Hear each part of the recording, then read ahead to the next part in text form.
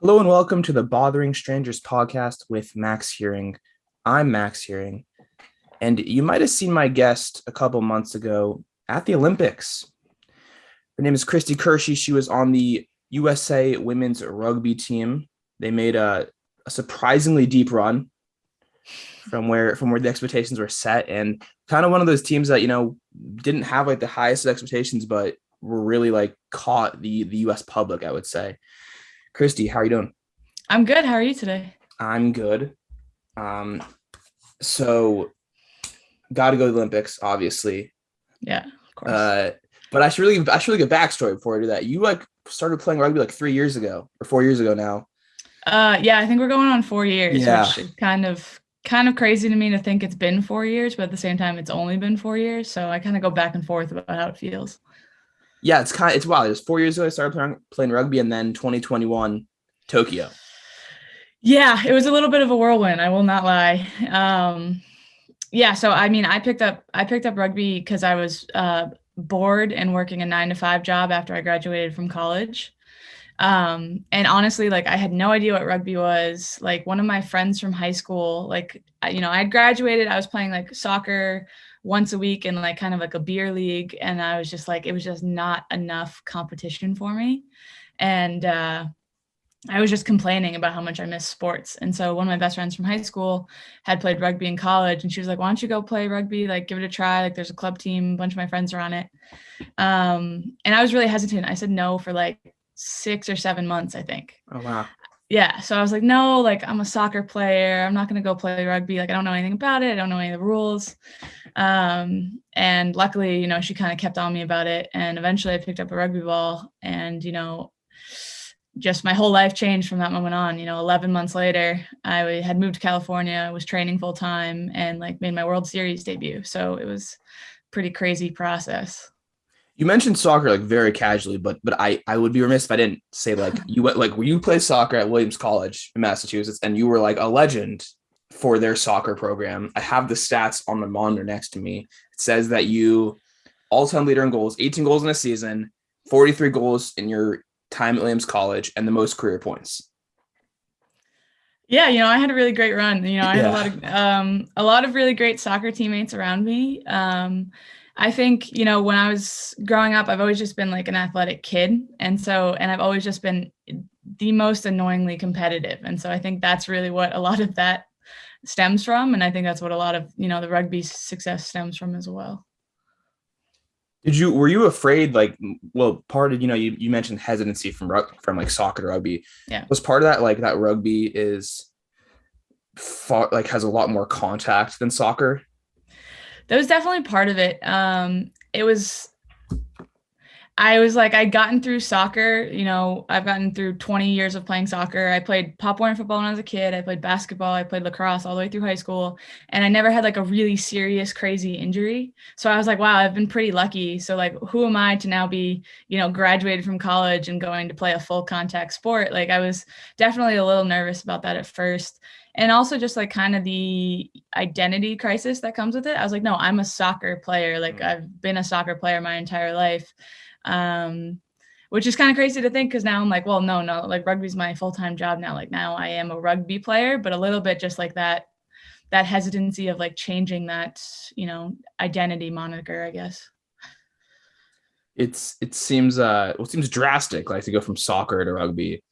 It is pretty drastic, and also like it's pretty drastic. They're very different sports. They have some similarities in terms of like fluidity and stuff like that, but full contact wise, very, very different sports.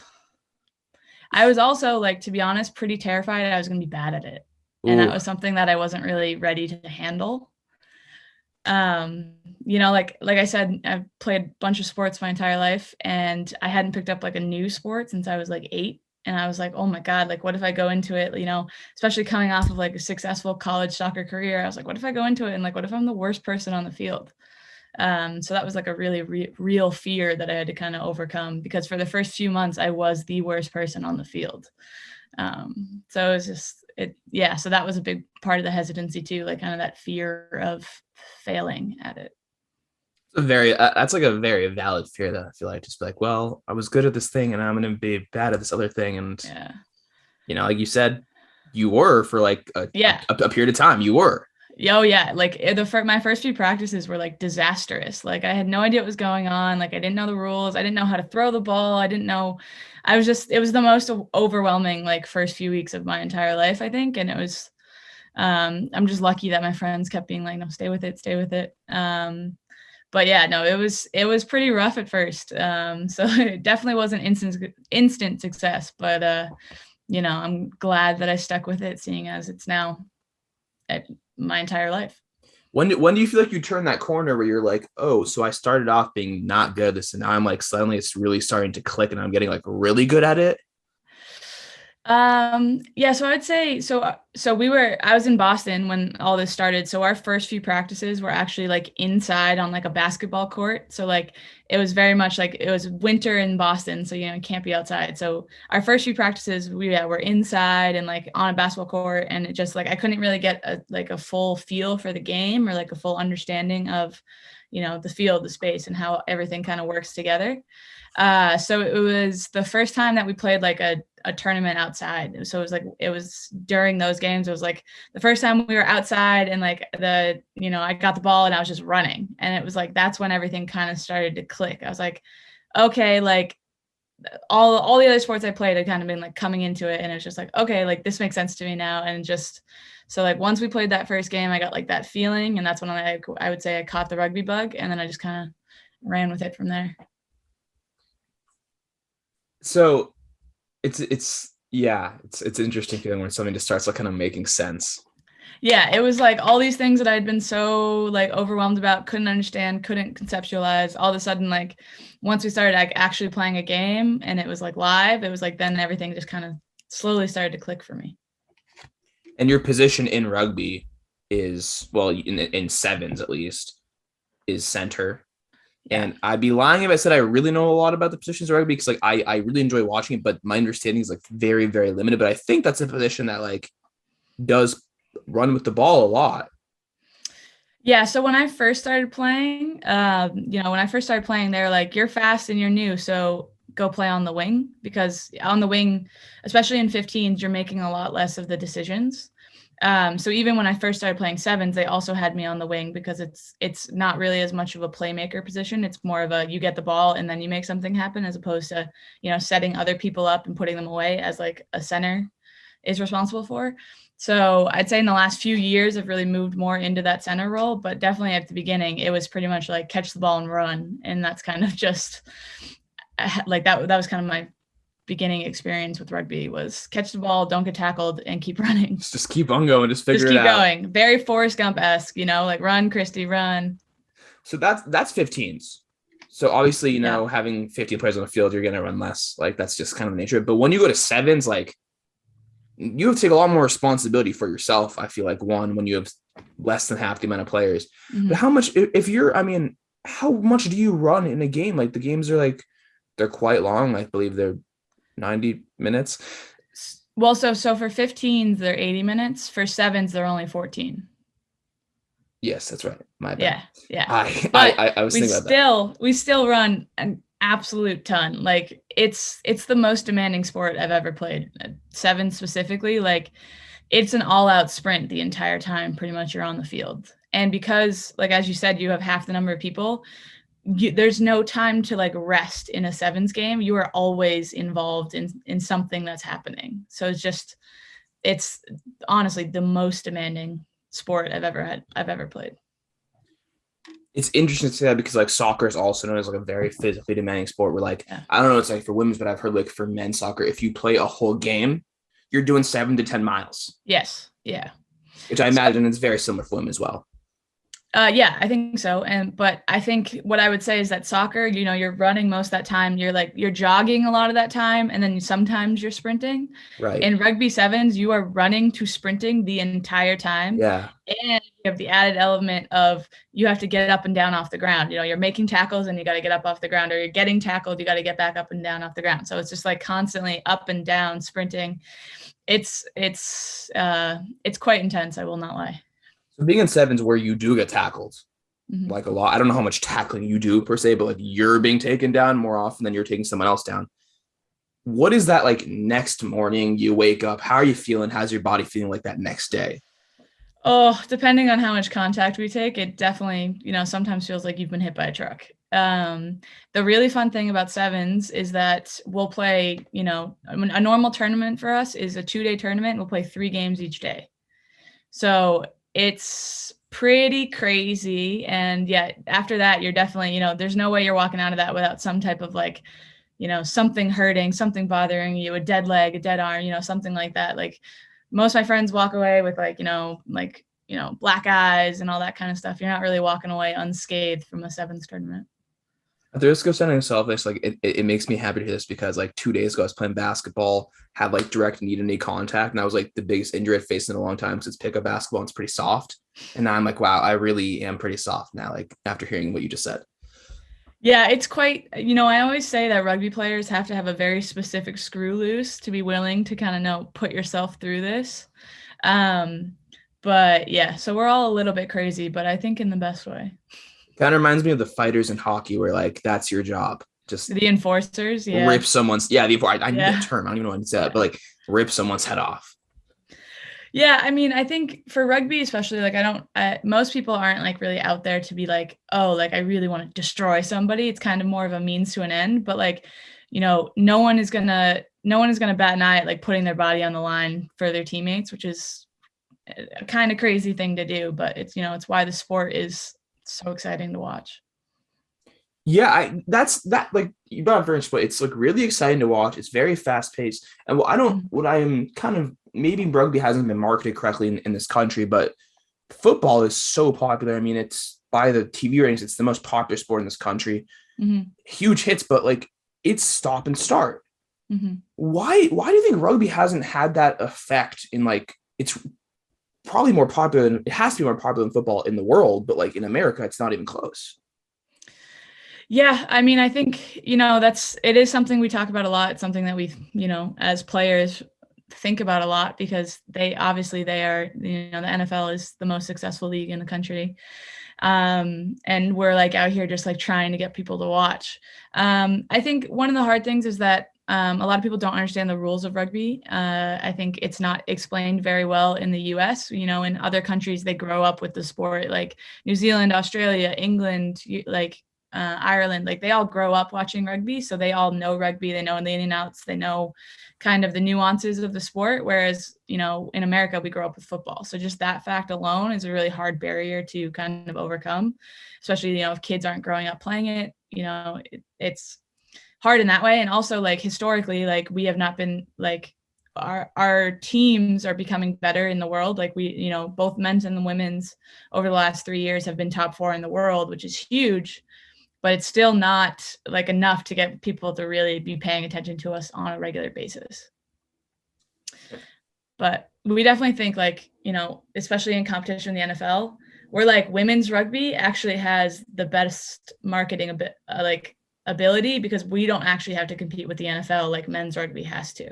Exactly. You Yeah. got there's no women's NFL. You got this is the Right. highest contact female sport around. Yeah. Like by And far.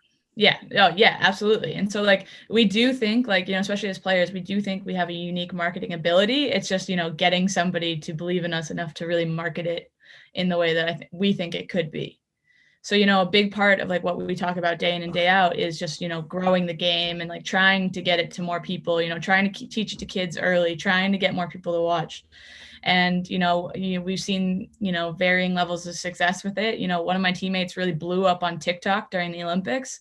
And that's been like one of the biggest things for us. We got so many new fans and so many new people paying attention because, she found a platform that was great for her and really used it to help, grow the game, which is, something that we are constantly trying to do because we do think that people will watch it if we can just get it in front of them.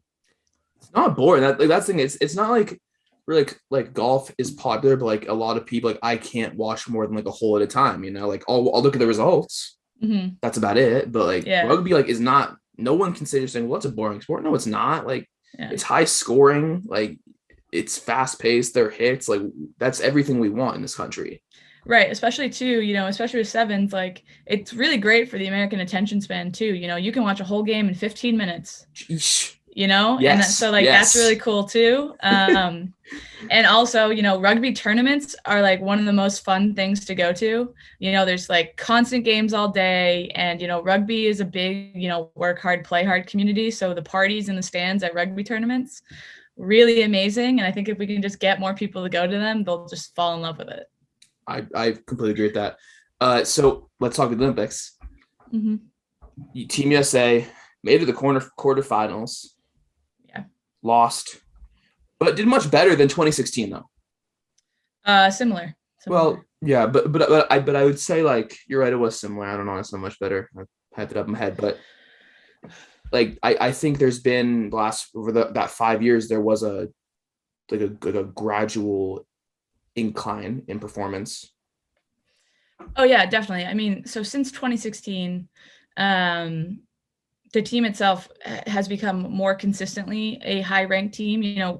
Like I said, in the last few years, the men and women's sevens teams have been ranked in the top 4 in the world, which, previous to that had not happened before. We won our first tournament, and then we won our second tournament, and then, we finished the year second in the world, which is pretty exciting for us. And so, actually, the Olympics was kind of a disappointment considering like our performance over the last few years. We really wanted to walk away with a medal. That was, that's always the goal, but especially like considering our performances in the last few years, it was a very attainable goal. So like that quarterfinal, it was a tough quarterfinal. We did get outplayed by Great Britain, but so it was more disappointing, I think, this year than in 2016 because we had higher expectations for ourselves as a program. And it was a close game. I'm 21-12. Like that's a couple scores behind. So it's not like you guys were blown out by anyone. Right. And the thing about sevens too is that it's such a quick game. One mistake, one decision can make or break the entire game, and that's just kind of the way sevens is, and that's the heartbreaking part of the game is that you could make one mistake and they score, and then it's a totally different momentum shift, totally different game. And so I think we had a few moments of that, which really got us. But yeah, overall, it is just exciting to know that like our expectations were higher and we are slowly putting rugby on the map. Yes. So I guess my next question was post Olympics. Like, what are your thoughts on, do you think it's helped American rugby, like the popularity of it a lot for men and women? I mean, the men had a shorter run than the women's team, but still won a couple games and wasn't disappointing, just wasn't great. Yeah. So would you say after the Olympics, now suddenly like, oh, there's a little added popularity to American, at least youth rugby? I think, just anytime that we get to be like in the prime time, like at the Olympics, it is really big for us because people are like, oh, what's this? Like, and they like will at least look at it. And that for us, that's big, because between Olympics, we go 4 years, we have a World Series every year. We play matches all year round, and, no one's really paying that much attention, especially in the US. So anytime that we can get on that platform is really exciting for us. I will say that I do think my teammate Alona Mar, because of all the work she's done on TikTok and on Instagram and everything, there's definitely more people watching it. There's more people who have heard of rugby. Like we get all the time, like, oh, I didn't know we had a rugby team. Like I didn't know the US had a rugby team. So anytime that we can just get more people watching it, I think it's, pretty successful. Obviously, nothing will be as successful as us, winning a medal or something like that, because then you get all the media coverage and all that kind of stuff. But I think for us, at least, like I wasn't in 2016, so I don't know what the coverage of that was like. But, even before and after, we got a good amount of coverage around like us as a team and the game and all that kind of stuff, which is exciting. So let's talk about just like the experience of the Olympics. I mean, obviously still had COVID restrictions, so it wasn't like any of the past Olympics, but it's essentially like every athlete's dream to compete at that level in any sport, it seems like. So I mean, when you got there, was there just this kind of surreal thing like, oh wow, I'm here, I'm in Tokyo? Yeah, to be honest, it was the most surreal thing in the world. I think once the Olympics got postponed because of COVID, all of us were not taking anything for granted. And I think for me personally, like I just continually could not believe it was real and it was actually happening. Like we were in Tokyo, we were in the Olympic Village, and like just in the build up to us playing, I still was like, I can't believe this is real. Like, I'm like, we haven't actually done the thing yet. So like until we took the field, nothing really felt real. But like the moment that we took the field and started playing, that's when I was like, holy crap, like this is real. This is happening. Like we're playing on the Olympic stage. But like so much of it is just, yeah, like you said, it's so surreal. Like it's such a dream. And you're like, they're really like pinch me moments. Like I can't believe this is actually happening. What was there one moment on the field, off the field, whatever, that kind of stuck out to you in your couple weeks in Tokyo? I mean, so many of them. It's such a crazy experience. And, honestly, it's still something that I'm processing, like everything that happened there and, on and off the field.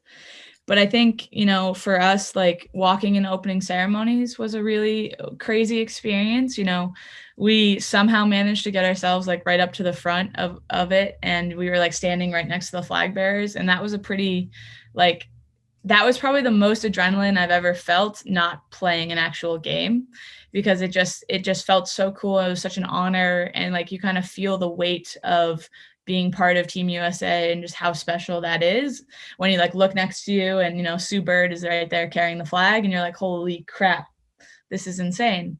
So that's one that definitely stands out to me. And then just running out onto the field for the first time, that was pretty special. You made me think something when you mentioned the Olympic ceremony. Was there one athlete that you like in another sport? I mean, that you really wanted to meet? You're like, there's no other way I'm going to meet this person unless at the Olympics, and you actually met him or her. No one, no. Well, I mean, meeting Sue Bird was crazy. I can't say that she was somebody that I was like going into it. I was like, oh my God, I really want to meet her. But like, she was somebody that the second I saw her, I was like, oh my God, like I want to take a picture with her. That's so cool.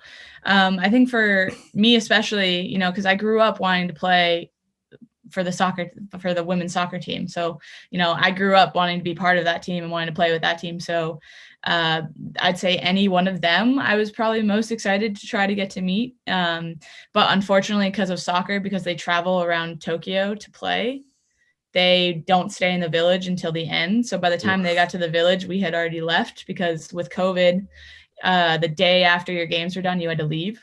So like that was one of the restrictions of the year, which sucked. So we missed them by one day. And I don't think our team has ever been so disappointed as missing the women's soccer team. That's pretty tough. Just Yeah. so close, so close. Yeah, we were like on the flight back, and we like saw Instagram stories that they were posting in the village, and we were like, God damn it, like one day, like yeah. So that was kind of disappointing, but I'd still say they're probably the team that I want to meet the most. But other than that, Sue Bird, since you did get to Sue meet Bird her. was really cool. We got to see Kevin Durant too, which was pretty wild. Like I'm like, wow, like you've been playing basketball for so long, like, and you're so tall. Like that was crazy. But yeah, honestly, just like being around some of the best athletes in the world was just kind of a crazy experience. Like I've watched you on TV, and now like we're technically part of the same team. Like Yeah. that was kind of wild, for me, like, especially like, I'm like, I thought my Olympic dream was dead when I was 18 and I decided to play D3 soccer. And now all of a sudden here I am, all these years later and living out my dream and like standing next to some of the best athletes in the world. It was pretty crazy. It reminds me of I don't know if you saw this video. There's like somebody on the U.S. men's baseball team kind of found his way to Kevin Durant like in the opening ceremony. I don't remember his name, and he's like, KD, and he's like, who are you? Yeah. And he's like, I'm on the base. He's like, okay. Right. Yeah. It is pretty cool, because like, in the normal world, I was like, I could go up to some of these people and have nothing to say to them. But like Nothing. automatically, because we're at the opening ceremonies, we're wearing the same outfit, we're representing the same country, the same team USA, then it's like automatically you have that level of connection, which I wouldn't have in a normal day trying to talk to some of these amazing athletes. Yes, there's definitely more stuff to talk about. Yeah. Yeah. And it's just like, I think it's just kind of like an automatic like marker of like, yeah, like we'll have a conversation because we're like, you know, it kind of puts us on a little bit more of an even playing field. Yeah, When in for like sure. normal life, I'm like, no one's going to recognize me, but everyone's going to recognize Sue Bird, you know? So it was just cool that, and it's amazing how cool they are with it too, you know, like even around amongst like peers, I guess they're still like, you know, getting recognized and asked to take pictures, and they're so willing to do it, which was really nice. Yeah, I met Mike Tyson literally 3 days ago, and he wanted no part of like a conversation. Yeah. I'm sure it's got to get overwhelming for them, He but was in a parking garage, and I noticed it. It was 10 seconds of conversation. I literally just wanted to confirm it was him. I had to tweet about it, but like it was the opposite of what you were talking about. Where like he's like, all right, he's like, I don't want to talk to you. I'm like, all right, that's mm-hmm. fair. I get it. I get it. Yeah. Um, the uniforms. You remember the uniforms from the opening ceremony? They were pretty. They got a lot of like slack for not being that great, like from the media. What do you like? I believe they were Polo or Ralph Lauren. I can't remember. They're always, well, they're the same. Yeah. Okay, so They're that's why always, I'm yeah. mixing them up. Yeah. They're the same thing. Yeah. Well, I don't know. I thought they could have done better personally, like in terms of like making them more flashy. But what did you think? I mean, to be honest, like, you know, I have no complaints. You know, I got, you know, like we got shoes, pants, you know, shirts, jackets, like we got the whole shebang, and like they customized it to us. Like they take our measurements and they like tailor all the clothes, Oh, which is a pretty cool experience. I was like, and they also do it in like 24 hours. I'm like, how many, this is insane. You know, though I would say the only thing was that it was like, you know, 100 degrees in Tokyo, and we're wearing yes. pants, long sleeve shirts, and then blazers. So, and we were like, you know, the thing about the opening ceremonies is, you know, we're waiting in line to walk in that, you know, to walk for 30 seconds for about 2 hours. So we're like underground in like the Yeah. stadium, just sweating. Like it was just, you know, everyone was just like full sweating. So I'd say that was the only downfall to the outfits, but you know, otherwise I think they're pretty typical Team USA outfits, you know, red, white, and blue blazers, very typical. I need to ask about the Heat since you brought that up. Obviously, I read the same articles everyone else where basically the Japanese government lied to the Olympic Committee about the heat of Tokyo, and no one proceeded to do their homework about how Tokyo is apparently the hottest part of Asia in July. And you're playing outside, like you weren't on the basketball team that didn't have to worry about that. You know, Yeah. you're playing outside, quick, like 15-minute games, but it's fast paced. How did that heat really affect, personally speaking, like did that heat really make it harder for you guys? I don't think it necessarily made it harder, but it was definitely something we had to consider in the buildup. You know, we spent a lot of time, you know, talking to like our nutritionists and our coaches about like cooling strategies. You know, it was like get off the field, ice bath, and like pregame, like, you know, those like ice pops that you have when you're a kid. Yeah, yeah. So Love them. they have Pedialyte ones. So Ooh. like we would have those before games, you know, because they would like help cool you down and also, you know, give you kind of like nutrients and stuff like that. And so just like all these different cooling strategies, and yeah, like it was really hot. I think we're lucky because we train full time in California, so we're used to like the sun heat, but the humidity was a whole different animal. Like you were Yeah. just like drenched in sweat, like just absolutely drenched in sweat. But you know, I think luckily enough, we've played in some pretty hot tournaments. I think 2 years ago when we played in Sydney, it was during the fires in Australia. Oh, geez. And Okay. it was literally like 120 degrees on the turf. So we've played in some pretty hot scenarios before, and we play in Dubai every year, which, you know, is the heat of the desert. So I'd say the biggest difference was the humidity, but I think we've been in pretty hot scenarios before. So you just got to be like really smart about dealing with it. But yeah, you know, no matter what you do, you're going to be sweating. Like your hands are going to be sweating. You're going to be like, it's going to be slippery. You just kind of have to be ready to adjust. Did you did like the team or any of the like trainers or coaches try to like replicate the heat in San Diego? So like, you know, because obviously it's really hot out there. So I mean, the humidity, was there a way to try to replicate that humidity in Japan in a place that is very dry? Not really. I mean, you know, we train outside full time because that's like part of the perks of being in San Diego. But we actually were in Japan for 2 weeks before we went to the village. So we were in like, you know, we were in Mimasaka, Japan, which is just the you know, kind of the countryside of Japan just for 2 weeks, training and just like getting acclimated to the humidity and the weather out there. So I think that was really helpful for us. It wasn't like we just flew in from San Diego and then instantly, only had 5 days to prepare for the weather and the heat. So I think that was really helpful. So that was like our best tactic, because you're not going to get the humidity really out here in San Diego. No, it's yeah. I live very close by. It's very dry. So yeah. I just remember reading that report and I'm like, man, no one did their homework about Tokyo in July. Yeah, I mean, I didn't really know. I had like none of us really knew either. They were like, yeah, it's going to be really hot. And we were like, okay. But it's like you don't really understand how hot it is or how much it's going to impact you until you're in it. And you're like, wow, okay.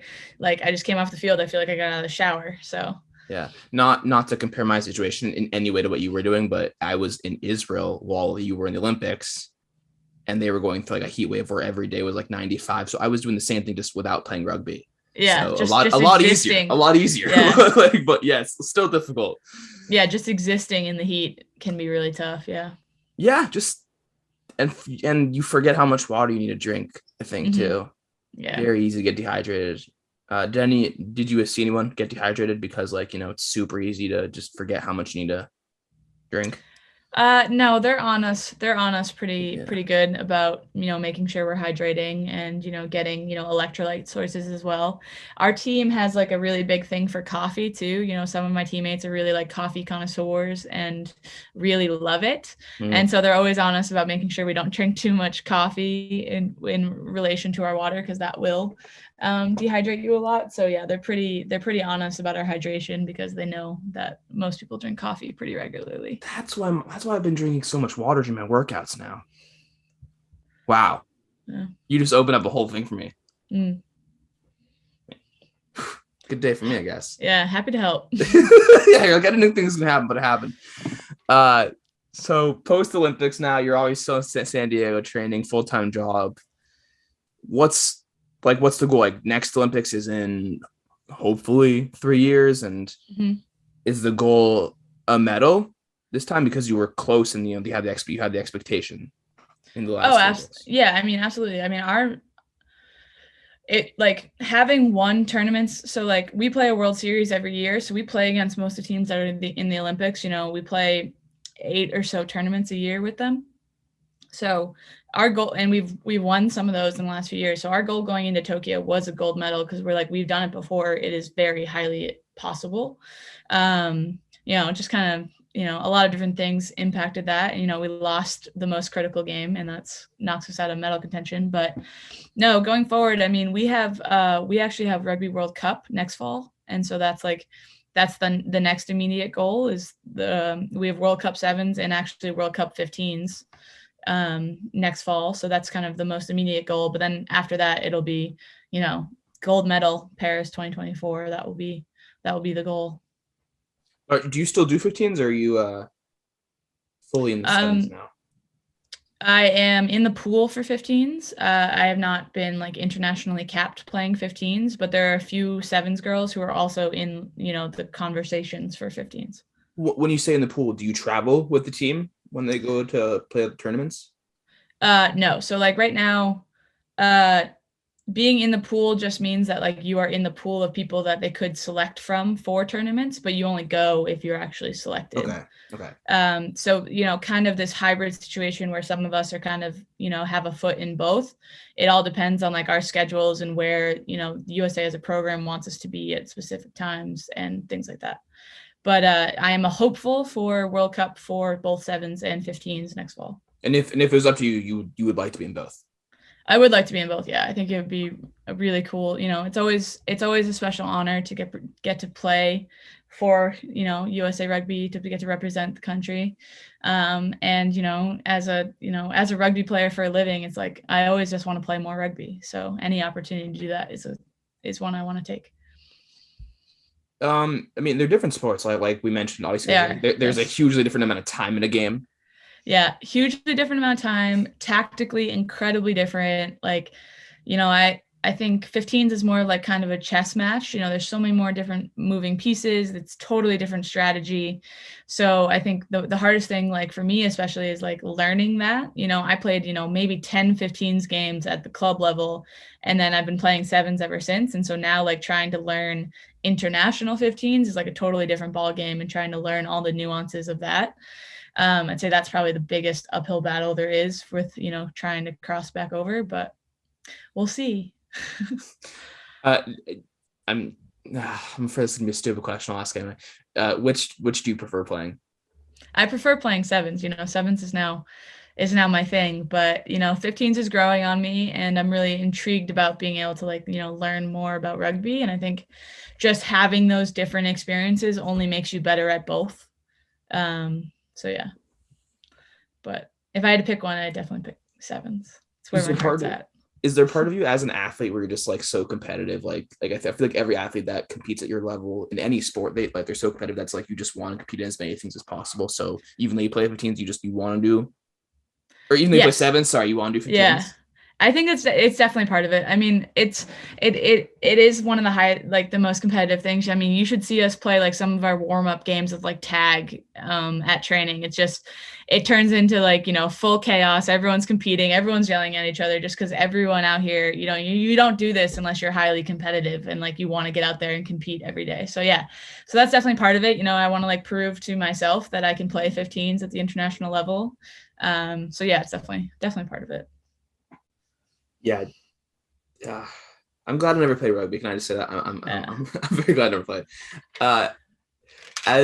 I mean, obviously, I'm sure you go through different states of, training in between tournaments and prepping for tournaments, but typically speaking, like, what does a day look like for you? Yeah. So, I mean, so it is our full-time job. So, we're training out here Monday through Friday. So a typical day is, so like a Monday, like we'll go in at like 8 a.m. We'll have a team meeting, then we'll have a morning practice, then we'll have a little bit of off time, gym, at lunch, afternoon practice, like film. So it's like, it's like, I'd say it's like an 8 to 5 type of job, and it's, all day, every day. It's pretty demanding. But yeah, normally a normal day is, 2 practices and a gym session with some meetings thrown in there throughout the day. And because, like in all sports, you burn more calories than the rest of us do, like as a public. How many calories do you need to pull in every day? Oh, I mean, it depends on the person. I'm gonna be really honest and be like, I've never really been one to count calories, so I don't really know. But probably like four meals a day, like probably like 4 solid meals a day. Yeah. Four sizable meals a day. Like, yeah, 4 normal meals a day, but an extra one probably than the normal population. Yeah. And I mean, you have nutritionists, you mentioned that earlier. So like, what are they pushing on you to eat? Like what types of foods, or like, is it like, or obviously I imagine it's a protein heavy diet. Yeah, I mean, normally like our protein ratio usually is, we kind of shoot for 1 to 1. So like 1 gram protein for every, pound that you are. So that's usually like the daily goal. But, our nutritionist really pushes, like sustainable eating and like balanced eating. So, always about protein, veggies, and getting those carbs in. I think that's probably the biggest thing that as athletes that we really need to make sure that we're eating, as opposed to like the general population, because that's what we're burning off instantly when we are running around. But yeah, I mean, our nutritionists are really great. They don't really try to change what we do that drastically. They just want to make sure we're like, fueling in the way that's going to best facilitate performance. I mean, that makes sense. It does make sense, but like for example, like I have a sweet tooth. I have a weakness for like chocolate, and they've never been like cut it out of your diet. They're just like, okay, well, moderation, but like, they've never been like, no, you can't eat that. You're a high performance athlete. You can't eat that. It's just more like, okay, well, just think about it when you're eating it, type of thing. Did you struggle at first with like when I see you played soccer in college, then you were kind of just working, and obviously you weren't maintaining the athlete, the diet of an athlete, and then you suddenly have to go back to it once you started playing for Team USA. And did you struggle with that at first, that adjustment to like, oh geez, I have to eat a lot cleaner now than like I have been? No, not really. I mean, it was just kind of second nature, it just kind of comes with the territory, I would say it was actually harder when I was, sitting all day to have to, I honestly probably had to think about more what I was eating because I was like, I'm sitting all day. I'm not working out as much. That was probably the bigger change as opposed to then once I started working out again, I'm like, wow, I can eat more again. I can intake more food like I used to. So I think that was probably the bigger difference there. Yeah, I don't know you, but I've become one of those people where like, every day I work out and I work out or I exercise typically 5 days a week in some way. I'm just like, I can eat whatever I want now. Yeah, a little bit. Yeah, definitely. There's a lot of Chipotle on those days because suddenly I just feel like it's acceptable. Chipotle is a really good. I've actually been craving Chipotle for like the last week, so it's just been on my mind, and I feel like everyone keeps mentioning it, so it must be a sign from the universe to go get Chipotle. Yeah, you bet. I went last night. Oh, there you go. Yeah. Do you guys have Chronic Tacos down there in San Diego? I've never heard of it, so I don't think so. Well, if you're in Orange County, it's an even less healthy Chipotle. So. Oh wow. Yeah, way more oil. Oh God. It's wild. It's way better. I like it a lot more. I have to ask before I forget. I ask everyone this question: what is the best piece of advice you've ever received, and what is the worst piece of advice you've ever received? Oh man. It's big. It's big. It's really big. I feel like I should have been prepared for this question. I mean, I don't think you should have expected that question. I think, and I guess I'll start with worst.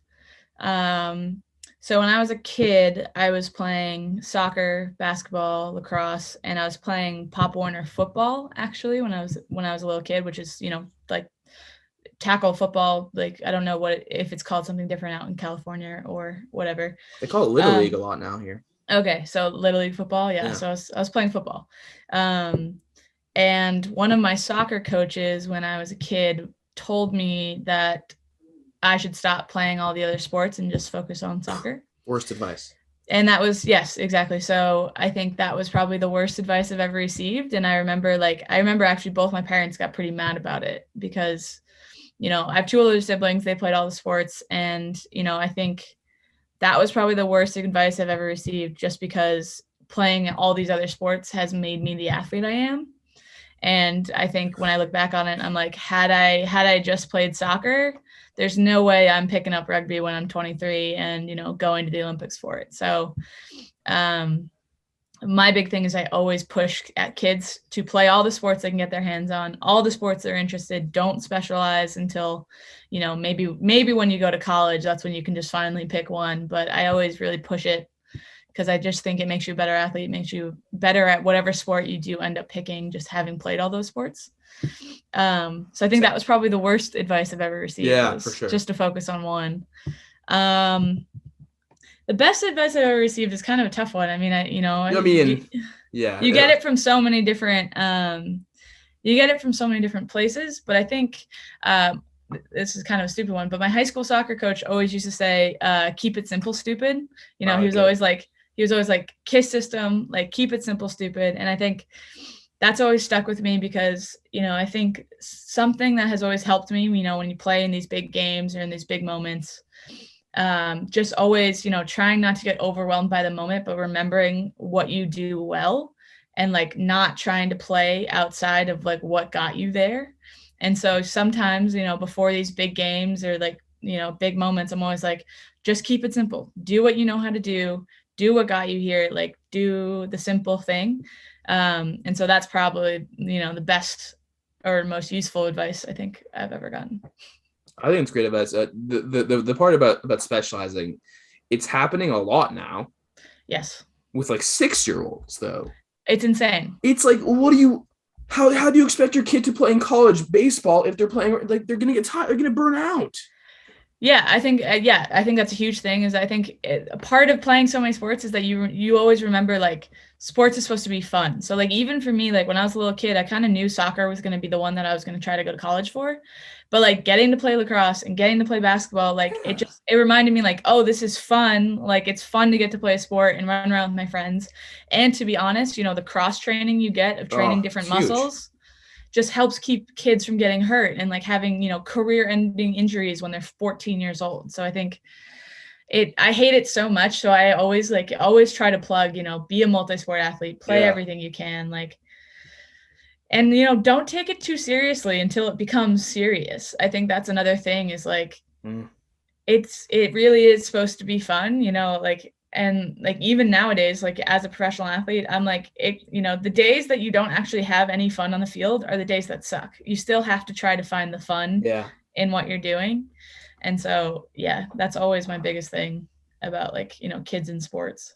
The parents ruin it. It's always the parents' fault too. It's never like the kid. It's the parent being like yelling at their kid from the side, and the kid's just like, I'm trying to play bat. I'm trying to play soccer. I'm trying to like Right. leave me alone. Like shut up, let me play. Yeah. And the parent can't handle themselves. Yeah, I mean, and it's tough. Like, I'm sure it's tough for parents. They just want their kid to be successful, and they see something special in their kid, and like, oh, if we can only keep developing this thing.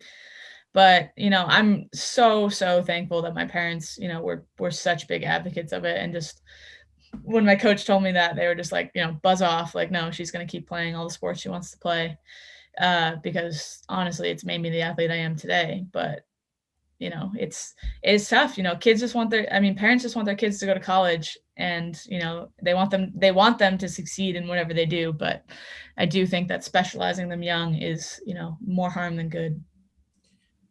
I've been hearing a lot lately about how football players should do track, like in high school specifically, because obviously the seasons don't match up with each other.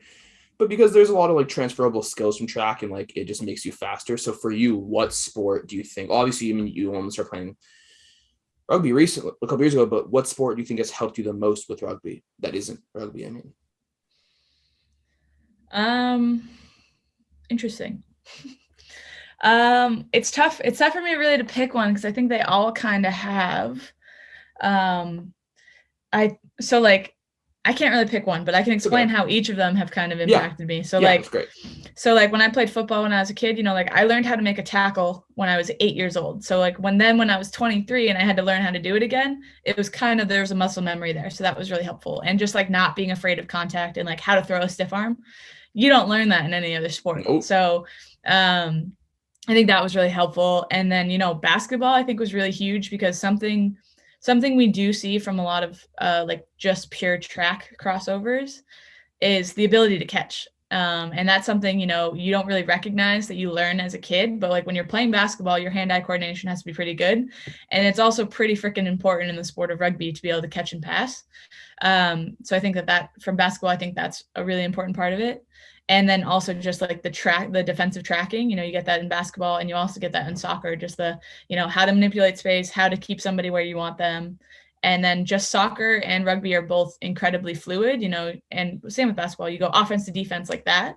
It's not like football where it's like, you have a bunch of reps of offense and then you have a bunch of reps of defense, it can change at any time.